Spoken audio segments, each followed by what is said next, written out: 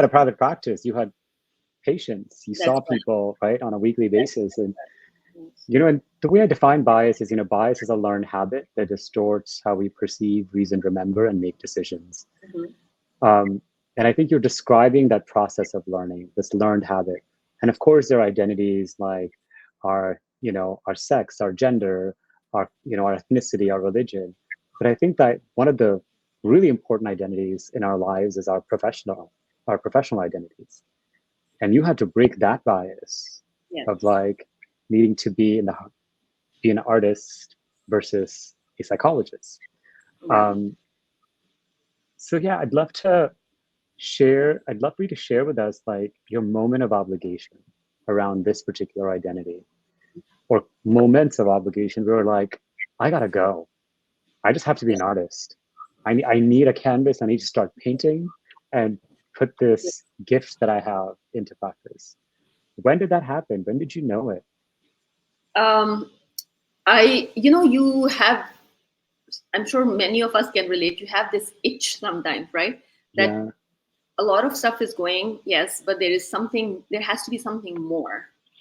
And that itch becomes from a very small, tiny irritation to something you're like constantly like. So that was happening with me. I had this itch that there has to be something more. Yes, I finished my PhD. Yes, I have that, but there has to be something more. And I think as a doctor, as a professor who was asked to be more on the tenure track, I somewhat, this is me, I'm taking the ownership, I'm sure not everybody feels like that.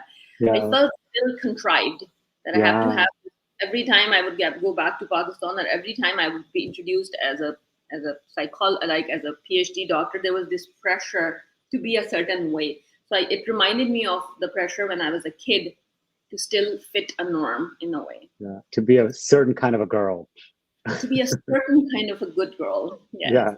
Yeah, good girl. And, good girl. And that good girl, there's a lot in there, right? So I think the itch was there since I was 3 years old. I remember my parents used to fight a lot because my father was an alcoholic and my mother didn't accept his alcoholism because she was very religious. So there was this constant clash between them. All my childhood, I remember that. So I was 3 years old. I still remember they had a massive fight, and that's maybe one of the initial memories. And then I was so upset, and I just went outside. I had my crayons, and I would draw in my very like basic, like childlike, the drawings on the neighbors' outside walls. And I was always in trouble because like obviously they would come and say your kid is like drawing stuff on our walls, and that's not good. So I feel like they kind of paint your lens, right? Those early experiences. So sorry, I lost the question you were asking me. I was trying. That's the beginning of the moment of culmination, and part of it is like, it seems that whenever you had that itch, you didn't ignore the itch. You brought that to awareness. You were mindful of the itch. And the itch just kept on getting bigger and bigger and bigger until you couldn't stop itching. Almost like a rash. And you're like, it was a rash. I have to fully express myself. And in some ways, that expressiveness of being able to draw on my neighbor's walls gave some that I can express. And then I was even 5-year-old and I was still in trouble, still would create it, but now I was better with drawing. I was becoming much better. So I would almost tell the whole narrative with the drawing. So I was kind of telling the house story in a drawing.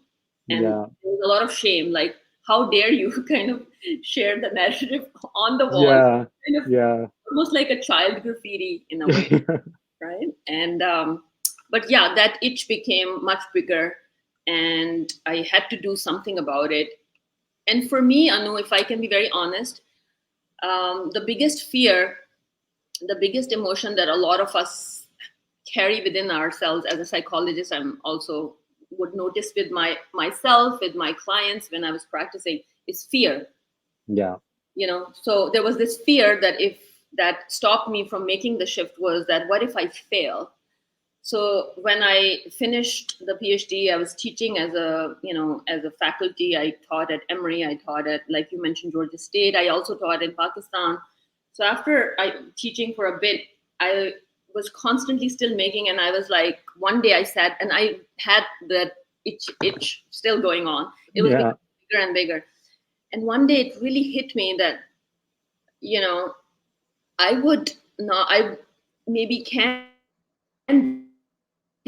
I cannot deal with regret. Yeah. For me, it was harder for me to deal with regret that if I don't do this now, then I'm gonna be much later look back and say I didn't have the courage to live my authentic life, to be in the moment where I took risk, I failed, but yet I was able to break that biases within my own head, and at least took the faith.